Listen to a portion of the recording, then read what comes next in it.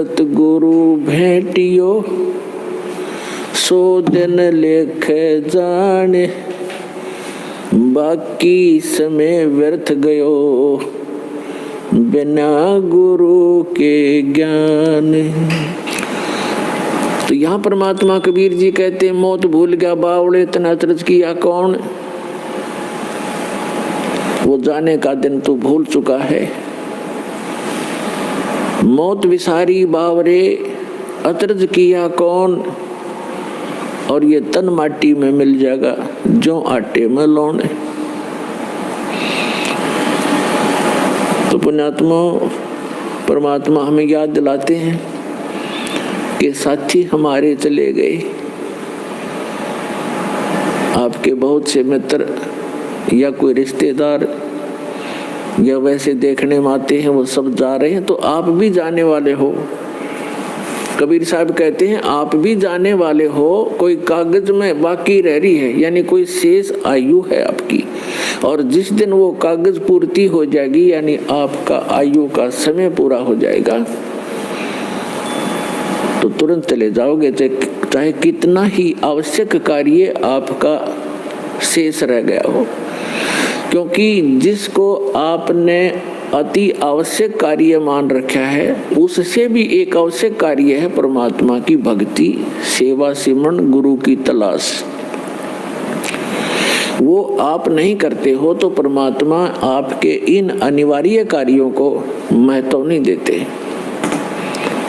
क्योंकि आपके जो प्रारब्ध में यानी किस्मत में, प्रारब्ध माने किस्मत, आपकी किस्मत में जो लिखा है आपको वही मिलेगा, चाहे चोरी कर लो, चाहे मिलावट कर लो, चाहे झूठ बोल लो, वो कर्म बिगड़ेंगे, मिलना उतना ही है। यदि आपने 2 नंबर का काम करके, झूठ बोल के, चोरी करके, रिश्वतखोरी करके, मिलावट करके धन इकट्ठा कर भी लिया, वो आपके पास नहीं रहेगा, वो तो जाएगा, कारण कुछ भी बनेगा, लेकिन आपके पल्ले फिर वो पाप रह जाएंगे। जो आपने उस धन को एकत्रित करने के लिए जो पाप इकट्ठे किए, झूठ बोली, चोरी करी, रिश्वत लिया, मिलावट की, तो वो पाप आपके पास रह जाएंगे, धन नहीं रहेगा। एक व्यक्ति ने लुटपुट के अपनी आत्म कथा बताई कि मेरा एक इकलौता पुत्र था, उसकी तबीयत ढीली रहने लगी, अस्वस्थ रहने लगा, उसका बहुत इलाज करवाया, झाड़े झपटों वालों के पास भी गए, जंतर मंत्र करवाए, देवी देवता पूजे, लोकल डॉक्टरों से, अपने शहर के डॉक्टरों से भी खूब इलाज कराया। अंत में पता चला कि उसके दोनों गुर्दे फेल हो गए, खत्म हो गए। उसके लिए कहीं ना कहीं से गुर्दे का अरेंजमेंट किया। आज से लगभग 25-30 वर्ष पहले की बात है।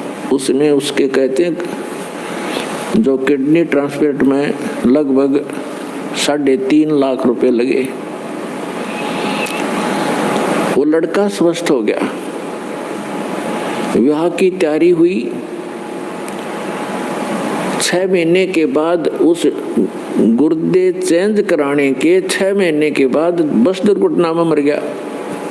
अब वो रो रहा था और अपनी आत्म कथा बता रहा था।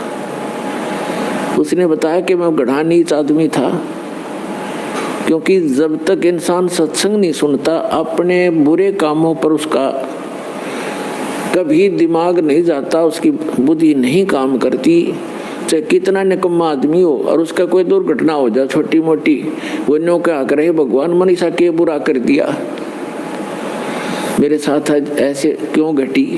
और जो निरे बुरे करता है सारा दिन, पहला बुरा तो ये है कि हम भक्ति नहीं करते। इससे बुरा और कुछ भी नहीं हो सकता जो भक्ति नहीं करते। और भक्ति करते हैं तो गलत गुरुओं के पास करते हैं या मनमाना आचरण करते हैं, वो भी बुरा ही बुरा है।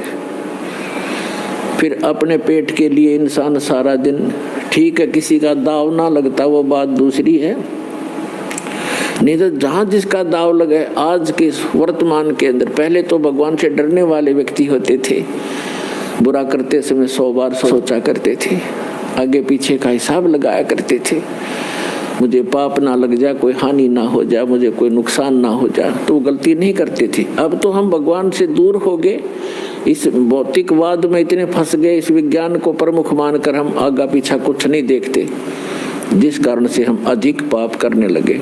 तो इस प्रकार हम बुरा करते हैं तो आगा पीछा नहीं देखते, और जब हमारे साथ कुछ घटना घट जाती है फिर विचार करते हैं। तो वो बता रहा था जी, मैं घना निकम्मा व्यक्ति था, मेरे ये टेप रिकॉर्डर की दुकान थी, रेडियो रिपेयरिंग की और सेल परचेज की। उस समय ये कह रहा था कि तोल के भाव से रिफिल आया करती थी, इनकी टेप रिकॉर्डरों की रील होया करती पहले, अब तो सिस्टम खत्म हो गया।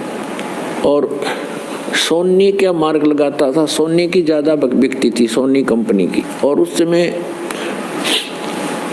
1.5 घंटे की जो सोनी की रील होती थी 30-35 रुपए की बिकती थी, और मुझे वो 2.5 रुपए में टोटल खर्चा था मेरा, और मैं 35 रुपए की बेचा करता नकली। खूब धन हो गया, कोठी बना ली, बढ़िया जुगाड़ कर लिया। क्यों? ये सोच करके अपने बेटे को सुखी करूंगा। और जब इस ज्ञान से मैं परिचित हुआ, वो पैसा गया, और जिसको सुखी करना चाहूं था बेटा गया। अब टक्कर मार मार के रो रहा हूं। तो पुण्यात्माओं, परमात्मा याद दिलाते हैं कि आप जी दो भक्ति ना करके, भगवान से ना डर के अगर 2 नंबर से पैसा कमाओगे, वो पैसा नहीं रहेगा, वो पैसा नहीं रहेगा, लेकिन पाप ज्यों के त्यों रह जाएंगे, जो वो पैसा इकट्ठा करने में आप जी ने अपना समय व्यर्थ किया और वो पाप इकट्ठे किए। तो पुण्यात्माओं, इस प्रकार हमने सत्संग माने से ज्ञान होता है। तो परमात्मा याद दिलाते हैं, क्या बताते हैं, पतझड़ आवत देख कर बन रोवे मन माही, ऊंची टहनी पात थे अब पीले हो जाही। परमात्मा याद दिलाते हैं कि जिस समय पतझड़ आती है,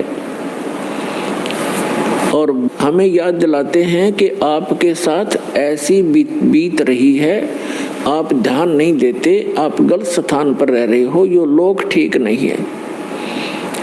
और जो भगवान से दूर है वो तो महादुखी प्राणी है, और दुर्भाग्य उन प्राणियों का, मनुष्य जीवन उनको मिला या ना मिला बराबर है।